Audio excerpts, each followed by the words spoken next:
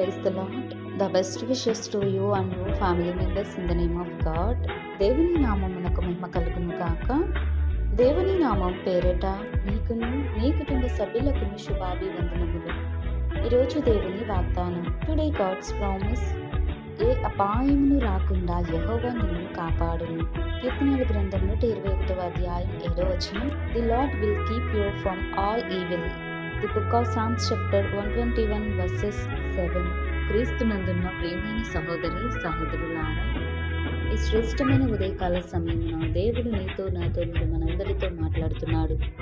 ఏ అపాయమును రాకుండా యెహోవా నిన్ను కాపాడును అని దేవుడు నిశ్చయముగా నీతోనూ నాతోనూ మరి మనందరితో కూడా దేవుడి దినమున మాట్లాడుతున్నాడు.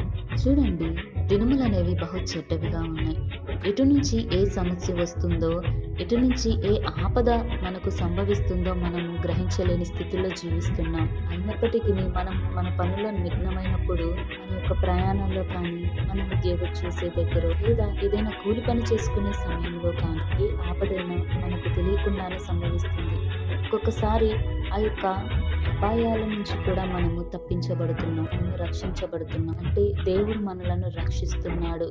ఏ కీడు కాని, ఏ అపాయము గాని, ఏ ప్రమాదం మనకు దరిచేరకుండా దేవుడే మనలను కాపాడుతున్నాడు. ఈ యొక్క విషయాన్ని మనం జ్ఞాపకం చేసుకోవాలండి. ఈ నేటి ప్రపంచంలో, ఈ సమాజంలో కూడా ప్రమాదాలు ఎక్కువగానే జరుగుతున్నాయి. మనము కూడా చూస్తూనే ఉన్నాం. కనుక మనము మెలకువ కలిగి దేవునికి మనము ప్రార్థించుకోవాలి. కీడులో నుంచి తప్పించమని, అపాయాల నుంచి తప్పించమని మనం ప్రార్థించుకోవాలి. ఆయనను వేడుకోవాలి. మనలను కేవలం దేవుడే రక్షించగలడు. మనమే ప్రభువైన యేసుక్రీస్తు యందు ఆధారపడి ఆయనను ఆశ్రయించి మన ప్రతి ప్రయాణాల్లోనూ, ప్రతి విషయంలో కూడా దేవునికి మనం ప్రార్థించుకోవాలి. అందుకే దేవుడు అంటున్నాడు, ఏ అపాయము రాకుండా యెహోవా నిన్ను కాపాడును అని. కనుక ఈ వాగ్దానం నిమిత్తం ప్రతి ఒక్కరూ ప్రార్థించండి. దేవుని యందు విశ్వాసం ఉంచండి. దేవుడే మనకు రక్షకుడై ఉన్నాడు. ఆయన మన యొక్క ప్రాణమును రక్షించే దేవుడై ఉన్నాడు. కనుక నీవు నేను మనమందరమును దేవుని యందు విశ్వాసం ఉంచిన బిడ్డలంగా దేవుని యొక్క కృపా కాపుదల మన ఎడల, మన కుటుంబ జీవితాలలో దేవుడు తన కృపతో భద్రపరచును గాక. ప్రార్థన. పరిశుద్ధుడా, పరిశుద్ధుడా, మహాపరిశుద్ధుడమైన మా ప్రియ పరలోకపు తండ్రి, నీ శ్రేష్టమైన పాదాలకు స్తుతులు స్తోత్రాలు తండ్రి. దేవా, ఏ అపాయమును, ఏ కీడును మాకు దరిచేరకుండా ప్రభా ప్రతి ఒక్కరిని రక్షించండి.